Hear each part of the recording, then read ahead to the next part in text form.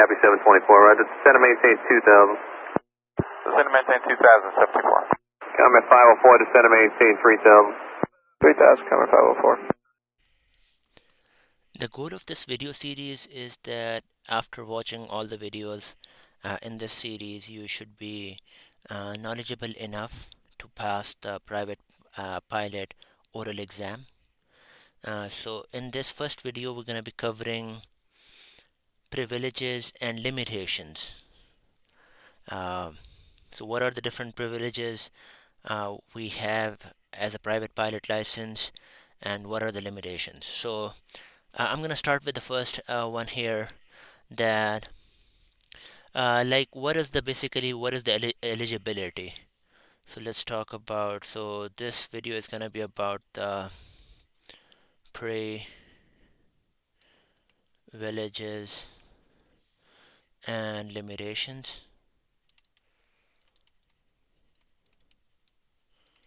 Okay, the first one is like what are the different requirements in order to become a pilot, right? So the answer is, like, here are different points. Like the first one is that the person needs to be 17 years of age. The second one is that, like, he should be able to speak and write and read English language. So the second requirement is the English language here. The third one is like this is a little bit uh, older now, but like back in the days, a person has to have third class medical certificate. Recently they have made some changes where but I think when even right now, when you are gonna be getting your certificate for the first time, uh, you still need to get a third class medical certificate, but double check on that one and ask your flight instructor if you are still required to get it. But like when I completed, I earned my private pilot license. Like I used, they had the rule that you need to pass the third class medical certificate. So and and again, the person who's going to give you the endorsement is going to look for your like the logbook. So you definitely need to have um, the ground and the flight training. So you definitely need to have all those endorsements from your instructor, um, instructor. So that's another one.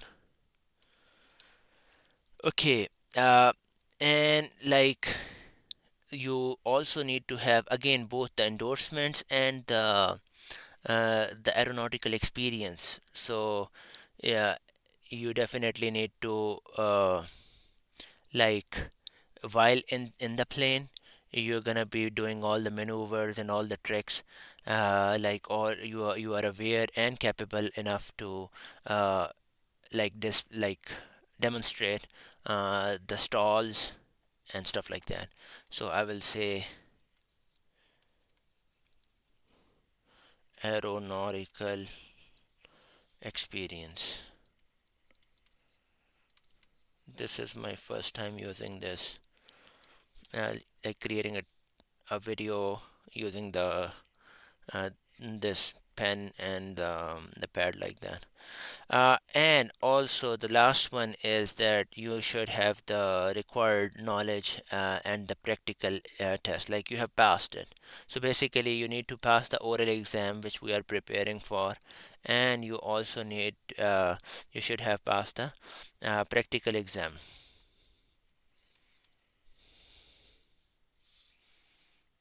Again, this kind of talks about the previous one too, where you're going to be demonstrating all the aeronautical experiences.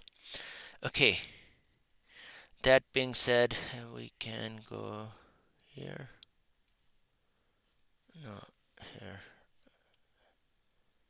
Okay, so the next one is like what are the different privileges and limitations for private pilot license, right? So uh, so let's talk about they come as a privilege. So I'm gonna just mix them up for the privileges plus the limitations. So number one thing is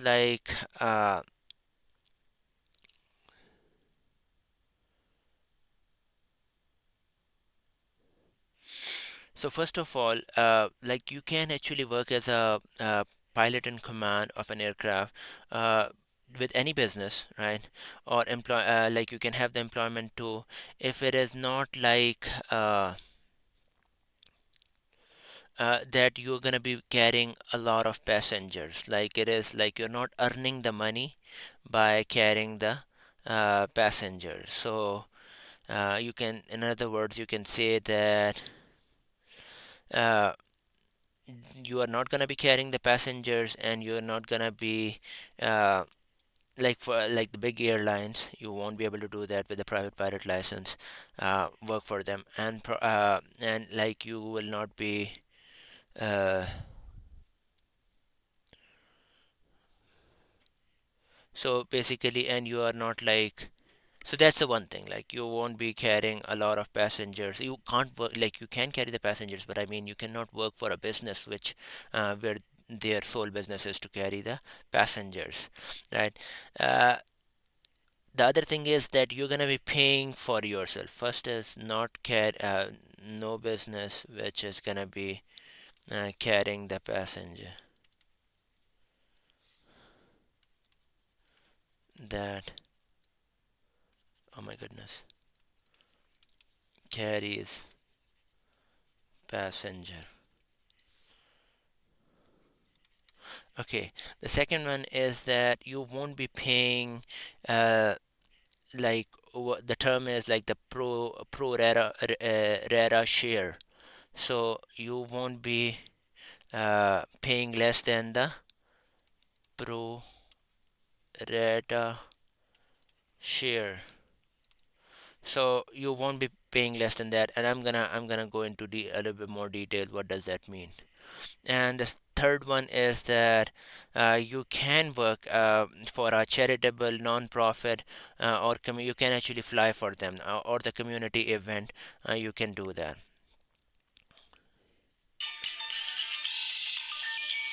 Okay, and then uh, these are the main ones. Like yeah, you need to know that uh, you can there are other privileges here. I'm just going to go through them. Like you can if you have a like if you are selling the plane and you have a prospective buyer, you can actually take him and then but for even for that you need to have at least 200 hours of logged flight time. So if you are like working for a company who's selling the planes and you are a salesperson, you can take the prospective buyer for a flight. You can also if you are you can also tow. I'm sorry about that. You can also tow the like a glider uh, and unpowered ultra light vehicles. So you can tow them with your plane. Okay. Uh, and again, if you're working for a company who's creating light sport aircraft and like you can actually take it to a test flight for certification. Okay, that's all we wanted to cover. Now we want to go a little bit more detail into more details of this pro rata share.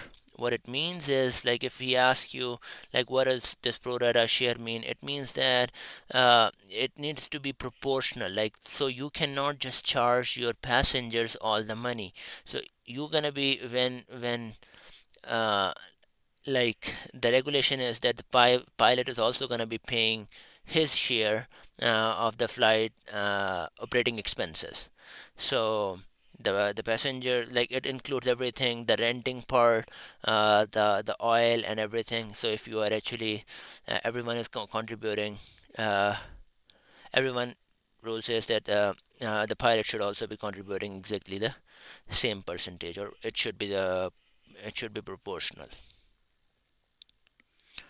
Okay, okay, okay. So sometimes what uh, uh, like the person who's conducting the oral exam may ask you like kind of he's gonna making up the scenarios like okay can so you have been taking a friend of yours uh, for flying and you guys have been contributing uh, in the expenses you were proportionally contributing but now you have to do the inspection of the plane. Is he required to help you contribute in the money for the inspection, that kind of thing? And you will say no, you have to take care of that and stuff like that.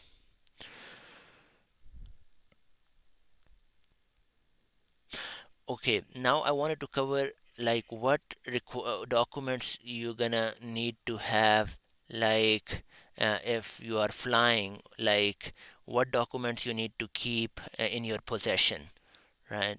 Documents required in possession, right? So the first one is gonna be the pilot certificate, right? Your like it's like your driver's license, so private the certificate needs to be present, like it's in the form of a card. uh, and then the second one is the photo identification, which would be your ID card or your driver's license. So that also needs to be with you in your possession, right? Okay, and the third one, the regulation says that a medical certificate. Again, this has been recently. You don't need it. You just need the driver's license, a medical certificate. But that used to be the rule, uh, and it's gonna be sometimes like when the regulations are changing, the conversation becomes kind of uh, like. It's not that formal. Like you can tell them that uh, the medical certificate is an optional thing now, so they would understand the person who's conducting the exam. Okay, so the next one I wanted to cover is like when you are performing a pre-flight inspection, right, on your the aircraft, and like the FAA inspector comes in and he wants to introduce themselves as an FAA inspector. And so what documents they can ask for, or what documents you need to show them that everything is up to date. And so again, the answer is like you're going to be showing them the your certificate, your driver's license, and then like the photo identification. Uh,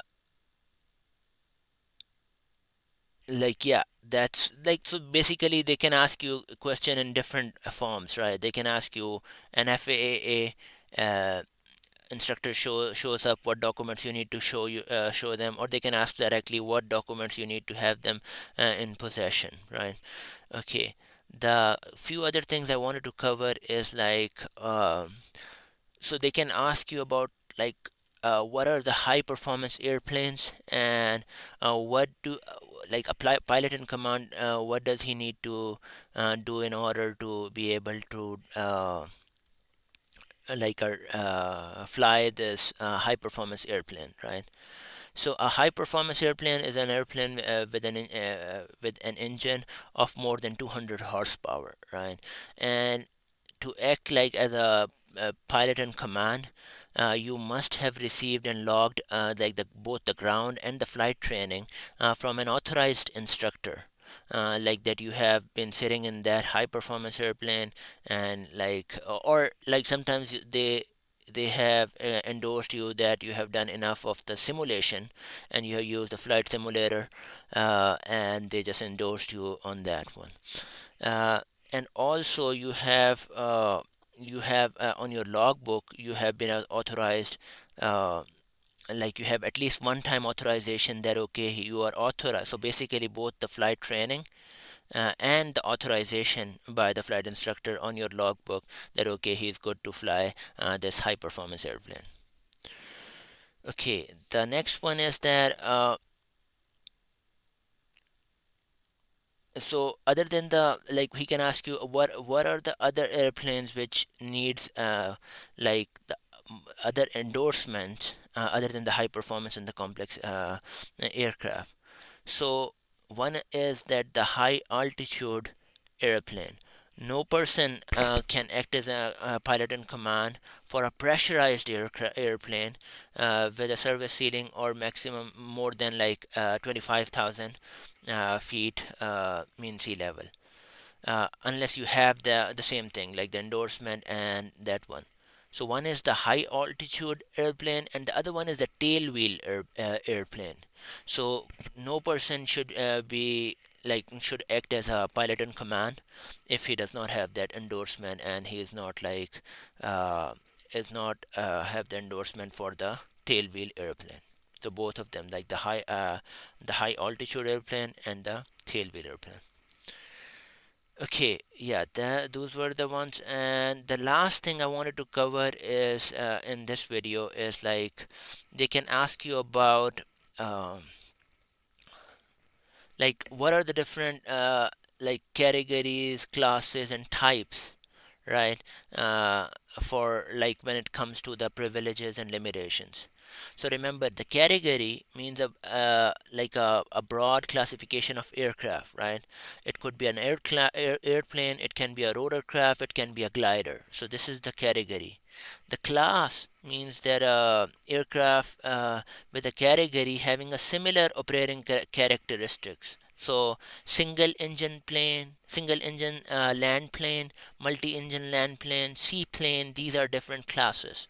And the types are gonna be like your Cessna 150, 172, B737, those are the types. So these are the questions I wanted to cover in this video. Thanks for watching.